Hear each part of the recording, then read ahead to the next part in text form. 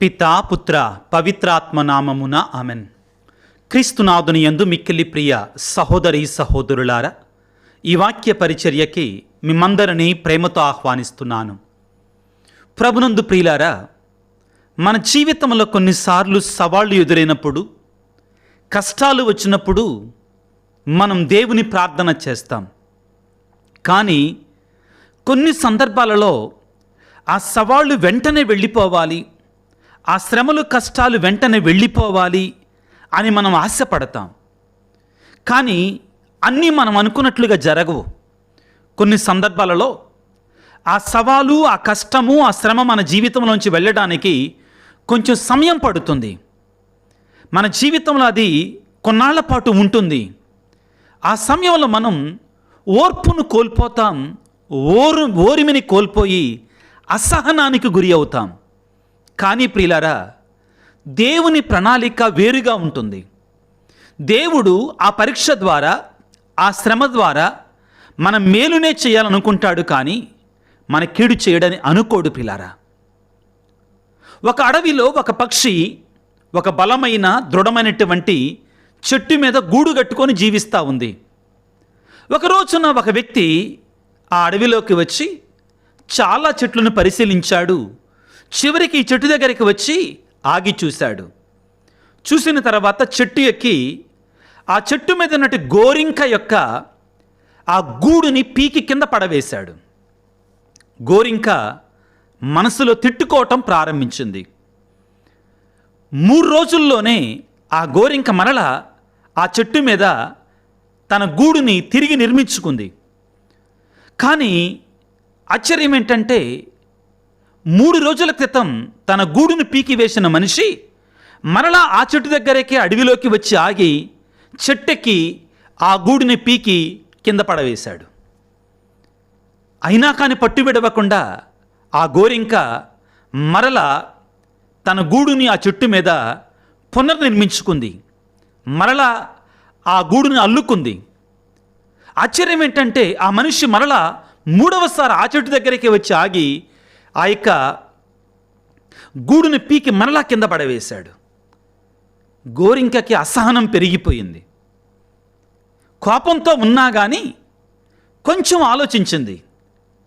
ఏమో ఈసారి ఆ ప్రక్కనే ఉన్న కొద్ది దూరంలో ఉన్న చెట్టు మీద కట్టుకుందా నా గూడుని, నేనెందుకు అంత విధిగా ఉండాలి అనుకొని ఆ పక్క చెట్టు మీదకి వెళ్ళింది. 3 రోజుల తర్వాత మరలా ఆ వ్యక్తి వచ్చాడు. చెట్టు మీద గూడు లేదు, వెళ్ళిపోయాడు. ఏం చేయలా. ఆ గోరింకకి, పక్షికి ఏం అర్థం కాలేదు. 1 వారం ఆగిన తర్వాత, 1 నెల ఆగిన తర్వాత, 3 నెలల తర్వాత ఆ వ్యక్తి ఈసారి రంపంతో, ఒక ట్రాక్టర్తో, పెద్ద పెద్ద సామాన్లతో వచ్చాడు. ఆ చెట్టుని సమూలంగా నరికి అతను ఆ ట్రాక్టర్ మీద ఎక్కించుకొని వెళ్ళిపోయాడు. అప్పుడు ఆ గోరింక గుండె గుబేలుమన్నది. ఎందుకంటే ఈ 3 నెలల కాలంలో ఆ గోరింక గుడ్లు పెట్టింది, చిన్న పిల్లలను తయారు చేసింది.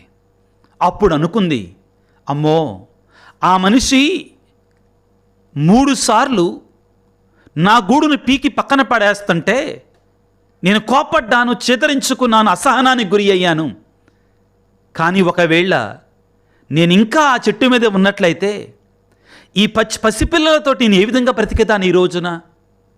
ఆనాడు నేను కోపానికి గురి అయ్యాను. ఎందుకు నాకు ఈ శ్రమలు, ఎందుకు నా విధంగా చేస్తున్నాడు అనని నేను చేదరించుకున్నాను. కానీ అతడు చేసింది మంచిదే. నా గూడు ఆ చెట్టు మీదే ఉండి ఆ చెట్టును నరికివేసినట్లయితే ఇప్పుడు నా పిల్లలతో ఉండేదానని, నేను వెళ్ళి ఈ సమయంలో నా గూడు నేను కట్టుకోగలిగేటువంటి దానని కాదు. కాబట్టి ఆ రోజున ఆ వ్యక్తి పట్టుబట్టి 3 సార్లు నా గూడును పీకి వేయటం నాకు మేలే జరిగింది, కానీ కీడు కాదు. ఆ రోజున అర్థం చేసుకోలేకపోయాను, ఈ రోజున అర్థం చేసుకుంటున్నాను అని గోరింక తలపోస్తుంది. ప్రియులారా, మానవులమైనట్టు మన మనసు అనేటువంటిది చాలా చిన్నది. దేవుడు సకలాన్ని కలుగజేసినటువంటి వాడు. ఆయన మన జీవితంలో చేసేటువంటి ప్రతి పనికి కూడా ఒక పరమార్థం ఉంటుందండి. మన జీవితంలో ఏదైనా సవాళ్ళు వచ్చినప్పుడు కానీ, కష్టం వచ్చినప్పుడు కానీ, శ్రమలు వచ్చినప్పుడు కానీ, మనం ఆయన మీద కలిగినప్పుడు ఆయన తప్పనిసరిగా మన చెయ్యి విడిచేటువంటి వాడు కాడు ప్రియులారా. నీవు నేను కూడా నీ జీవితంలో శ్రమలు వచ్చినప్పుడు ఏమనాలంటే, దేవా నాకు తెలియదయ్యా ఈ శ్రమ ఎందుకు వచ్చిందో, నాకు తెలియదయ్యా. ఒకవేళ ఇది నీ చిత్తానుసారంగా తీసివేయాలనుకుంటే నువ్వు తీసేయి.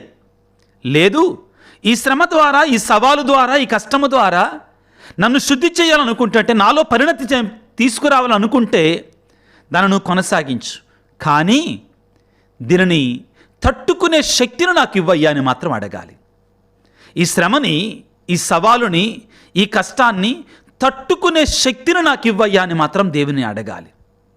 ప్రియులారా, దేవుడు మనకు ఒక శ్రమను పంపించాడంటే మనం నీతివంతంగా జీవిస్తున్నా కానీ దాని ద్వారా దేవుడు మనకేదో గొప్ప కార్యాన్ని చేయబోతున్నాడు, మనకి మేలు జరిగించబోతున్నాడు. ఈ నమ్మకం, ఈ విశ్వాసం మనకుండాలి. కానీ మానవులం కదా, ఆ శ్రమలో ఉన్నప్పుడు, ఆ బాధల్లో ఉన్నప్పుడు కొన్నిసార్లు దేవుణ్ణి తిట్టేస్తాం, దేవుడి మీద నిందలేస్తాం. కాబట్టి ప్రియులారా, రోమపత్రికలో 5వ అధ్యాయములో 3 నుంచి 5 వచనాలు మనం చదువుకుంటే ఈ విధంగా ఉంది. మన బాధలలో కూడా మనం ఆనందించాలి. ఎప్పుడంటండి? మన బాధలలో కూడా. ఎలయన కష్టములు ఓర్పును, ఓర్పు సచ్చీలమును, సచ్చీలము నిరీక్షణను కలిగించును. సచ్చీలత అంట మనలో నిరీక్షణని నేర్పిస్తుందంటండి. కష్టాలు ఓర్పును కలిగిస్తాయి. ఓర్పు మంచి జీవితాన్ని, సచ్చీలత అంటే మనలో ఉన్న పాపాన్ని శుద్ధి చేస్తాయి. సచ్చీలత నిరీక్షణను కలిగిస్తాయి. ఈ నిరీక్షణ మనకు నిరాశ కలిగింపదు. మనలో ప్రియులారా, శ్రమల ద్వారా, సుడిగుండాల ద్వారా బయటికి వచ్చిన తర్వాత ఈ శ్రమలు మనల్ని రాటు తెలుస్తాయి. అవును ప్రియులారా, మనల్ని మొండి వాళ్ళనగా చేస్తాయి. అంటే పట్టు విడవకుండా పనిచేసి పోరాడే తత్వాన్ని మనకి నేర్పిస్తాయి. పట్టు విడవకుండా పనిచేసేటువంటి తత్వాన్ని మనకు నేర్పిస్తాయి. ప్రియులకు దేవుని బిడ్డలారా, మనం ఈ శ్రమల సమయంలో ఓర్పుతో, సహనముతో, నమ్మకంతో, నిరాశ లేకుండా మనం పోరాడగలిగితే విజయం మనదవుతుంది. దేవుడు మనల్ని కొన్నిసార్లు ప్రియులారా శ్రమల ద్వారా విజయాన్ని మనకు అందిస్తాడు. అవును, కాకపోతే మనలా చెప్తున్నానండి, మానవులం కదా, చిన్న శ్రమ రాగానే మనం ఏదో బ్రహ్మాండం అయిపోయినట్లుగా మనం బాధపడిపోతుంటాం. మనకి మాత్రమే ఆ శ్రమ వచ్చినట్లుగా మనం ఫీల్ అవుతుంటాం. ప్రియులకు దేవుని బిడ్డలారా, ఇదిగో పేతురు గారు రాసిన మొదటి లేఖ 5వ అధ్యాయము 10వ వచనం ఈ విధంగా సెలవిస్తూ ఉంది. కృపామయుడగు దేవుడు తన శాశ్వత మహిమలో భాగస్వాములుగా క్రీస్తుతో ఐక్యమందిన మిమ్ము ఆహ్వానించుచున్నాడు. మనని శాశ్వత మహిమలోనికి ఆహ్వానిస్తున్నాడు. మీరు కొంతకాలం బాధ నొందిన తరువాత ఆయనయే మిమ్ము స్వయముగా తీర్చిదిద్దుతాడు. ఎంత చక్కటి మాట, ఎంత విలువైన మాట. మీరు కొంతకాలము బాధ నొందిన తరువాత ఆయనయే మిమ్ము స్వయముగా తీర్చిదిద్దును, మీకు పటిష్టతను, బలమును అనుగ్రహించును. ఎంత గొప్ప మాట పిల్లారా. మనల్ని అంటే రాటు తెలుస్తాడంటండి, మనకు ఆ శక్తినిస్తాడంటండి. నేను మధ్యలో ఒక మాట చెప్పాను కదా, మనకు శ్రమలు వచ్చినప్పుడు, బాధలు వచ్చినప్పుడు పిల్లారా, మనం మొదటిగా కోరుకోవలసింది, ప్రార్థించవలసింది ఏంటంటే, దేవా నాకు ఈ శ్రమలు తట్టుకునే శక్తిని నాకు ఇవ్వయ్యా, ఈ శ్రమలలో పోరాడేటువంటి ఆ నమ్మకాన్ని నాకు ఇవ్వయ్యా, నా బలం నాకు చాలదయ్యా, నువ్వు నాకు తోడుగా ఉండయ్యా, నా శోధనలను నువ్వు నాకు తోడుగా ఉండయ్యా. ఎందుకంటే దేవుడు నా పక్షాన ఉండగా నాకు విరోధి ఎవడు అంటారు పౌలు గారు. యేసయ్య నా పక్షాన ఉండగా నాకు విరోధి ఎవరు అంటారు పౌలు గారు. పిల్లారా, మనందరం కూడా మన జీవితాలలో ఒకసారిగా పైన ఒకసారైనా కానీ ఈ అవహేళనకి, ఈ బాధలకి, ఈ సవాళ్ళకి, ఈ కష్టాలకి, కుటుంబపరమైనటువంటి విషయాలలో, భార్యాభర్తల మధ్యలో, పిల్లల విషయమై, లేకపోతే మన ఉద్యోగ విషయంలో, ఉద్యోగం చేసే కాడ, నాతోటి చాలామంది చెప్తుంటారు, ఉద్యోగం చేసే కాడ వివిధ ప్రాంతాలలో ప్రియులారా మనము కూడా అవమానాలకి లేకపోతే సవాళ్ళకి లోనవుతాం, శ్రమలకు లోనవుతాం వివిధ కారణాల చేత. కానీ వెంటనే మనం దేవుని మీద విసుక్కోవటం కాదు, కానీ ఈ శ్రమల నుండి బయటపడగలిగినటువంటి శక్తిని మనకు ప్రసాదించమని, తట్టుకునే శక్తిని మనకి ఇవ్వమని వేడుకోవాలి.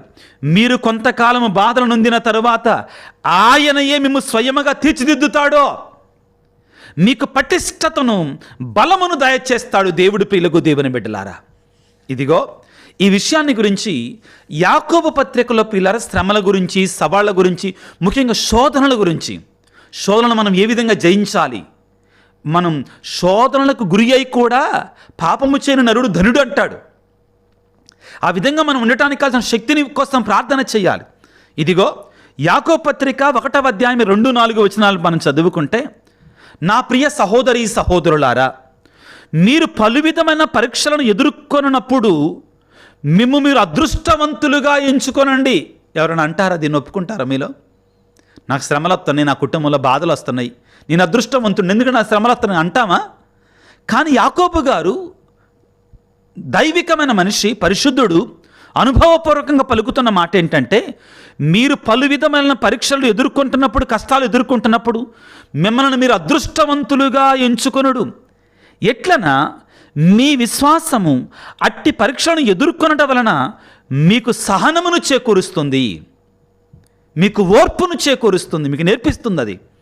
కానీ మీ సహనము విఫలము కాక తుది వరకు మేము తీసుకొని పోయినట్లు చూసుకొని అప్పుడు ఏం జరుగుతుందంట? అప్పుడు మీరు ఏ కొరతయూ లేక పరిపూర్ణులై సమగ్రతను పొందగలుగుతారు. మనకొచ్చే శ్రమల్లో మనం తొందరపడకూడదంటండి, ఓర్పుతో ఉండాలంట, సహనముతో ఉండాలంటండి. అప్పుడు మనకది ఎన్నో విషయాలు నేర్పిస్తుంది పిల్లారా. ఫిలిప్పి పత్రిక 2వ అధ్యాయము 7-11 వరకు కూడా మనకి శ్రమలలో మనం ఎలాగుంటే ఎటువంటి మహిమను పొందబోతున్నాం అనేటువంటి దానికి గొప్ప నిదర్శనం ప్రియులారా, గొప్ప నిదర్శనం. యేసయ్య దేవుని కుమారుడై ఉండి కూడా ఆయన మనోమతుడిగా వేంచేసి శిలువ మీద మరణం వరకు కూడా ఆయన విధేయుడై ఉన్నాడు. కాబట్టి ఆయనని దేవుడు అత్యున్నత స్థానమునకు లేవనెత్తాడు. కారణం, ఆయన తన శ్రమలలో, తన పాటులలో ఆయన దేవునికి లోబడి జీవించాడు. ఆ శ్రమలలో కూడా తండ్రి నా చిత్తము కాదు నీ చిత్తమే నెరవేరాలని గెత్సెమనే తోటలో ప్రార్థన చేశాడు, సిలువను మోశాడు. తండ్రి నా ఆత్మను నీకు అప్పగిస్తున్నానని చెప్పగలిగాడు. ప్రియ దేవుని బిడ్డ, ఇదిగో దీని కొరకే మనం ప్రార్థన చేసుకోగలిగితే దేవుడు మన జీవితంలో అద్భుతమైన కార్యాలను చేస్తాడు పిల్లారా. సహనము, ఓర్పు శ్రమలలో మనం అనుకున్న జరగనప్పుడు, మన కష్టాలు వచ్చినప్పుడు సహనంతో మనం ఉంటే దేవుడు ఏం చేస్తాడనే దానికి గొప్ప ఉదాహరణ బాప్తిస్మ యోహాను గారి యొక్క తల్లిదండ్రులు ఎలిజబెత్ అమ్మ, జకరియా. వాళ్ళు దేవుని నమ్మిన బిడ్డలు, దేవుని విడిచిపెట్టలా. చివరి వరకు కూడా వృద్ధాప్యములోకి వచ్చారు, కానీ గర్భఫలము లేదు. అయినా నీతిమంతులు, దేవుని యొక్క ధర్మశాస్త్రాన్ని తూచే తప్పకుండా పాటించినటువంటి వారు. ప్రియ దేవుని బిడ్డలారా, ఇదిగో ఈ రోజున ప్రభువుని వేడుకుందాం. దేవా, నా కష్ట సమయాలలో, నా శ్రమల సమయాలలో, నా జీవితంలో సవాళ్ళు ఎదిరినప్పుడు నిన్ను నమ్మి నీపై ఆధారపడి జీవించువానిగా నన్ను దీవించు నాయన. ఓ యేసు రాజా, నాకు నువ్వు తోడుగా ఉండయ్యా, నా శ్రమలలో, నా బాధలో నువ్వు తోడుగా ఉంటే నాకు చాలయ్యా అనని మన శ్రమలన్నిటినీ కూడా ఆయనకు అప్పచెబుదాం. ఆయనని స్వీకరించమని చెబుదాం. మనం లేవనెత్తమని, బలపరచమని తల్ల వంచి ప్రార్థన చేసుకుందాం. సర్వశక్తిమంతుడా, సర్వోన్నతుడా, ప్రేమమయుడా, మా జీవితాలలో సవాళ్ళు ఎదురైనప్పుడు, కష్టాలు వస్తున్నప్పుడు మేము వెంటనే దాని నుంచి బయటపడిపోవాలి అని ప్రార్థన చేస్తాం. నీ ప్రణాళిక ప్రకారం అది కొద్ది ఎక్కువసేపు ఉంటే కొన్నిసార్లు నిందిస్తాం తండ్రి, మమ్మల్ని క్షమించు నాయన. కానీ ఈ రోజున మాత్రం మా శ్రమలలో, మా కష్టాలలో దాన్ని తట్టుకొని ఓర్పుతో నీ మీద విశ్వాసాన్ని కోల్పోకుండా ఉండేటువంటి శక్తిని మాకు ఇవ్వయ్యా. మేము మానవులం ప్రభువా, చిన్న చిన్న విషయాలకే తొందరపడే మనుషులమయ్యా. మా కనుదృష్టిని నీ జ్ఞానముతో నింపండి. మా మనోవికాసాన్ని రగిలింపచేయండి. నీ పరిశుద్ధాత్మ శక్తిని మాలో నింపండి. మాకు సవాళ్ళు వచ్చినప్పుడు, శ్రమలు వచ్చినప్పుడు పట్టు విడవకుండా, నమ్మకాన్ని వదలకుండా నీవు మా పక్షాన ఉండే దేవుడవు అనే విశ్వాసంతో మా శ్రమలలో ముందుకు కదిలి విజయాన్ని నీ కృపను పొందుకునే బిడ్డలుగా మమ్మల్ని దీవించండి. ఈనాడు దీర్ఘకాలిక వ్యాధులతో, రోగాలతో ఉన్న బిడ్డల కొరకే ప్రార్థిస్తున్నాం. నీ మహాపరిశుద్ధమైన అద్భుత స్వస్థత కలిగిన హస్తాలతో నీ బిడ్డలను తాకండి ప్రభువా, స్వస్థపరచండి. అదేవిధంగా కుటుంబాలలో శాంతిని, సమాధానం నెలకొల్పండి. ఎవరైతే బిడ్డలు వారి ఉద్దేశాలను, తలంపులను ప్రభువా ఈ వీడియో కింద పెడుతున్నారో వారందరి తలంపులను దీవించమని, ఆశీర్వదించమని మా ప్రభు అయిన క్రీస్తు ద్వారా వేడుకొనుచున్నాము తండ్రి, ఆమెన్. ప్రభువు మీతో ఉందురుగాక, మీ ఆత్మతో ఉందురుగాక. సర్వశక్తి గల సర్వేశ్వరుడు పిత, పుత్ర, పవిత్రాత్మ మిమ్ము మీ కుటుంబాలను చల్లగా దీవించి ఆశీర్వదించి కాపాడుదురుగాక. God bless you. దేవుడు మిమ్ము దీవించుగాక. ఆమెన్.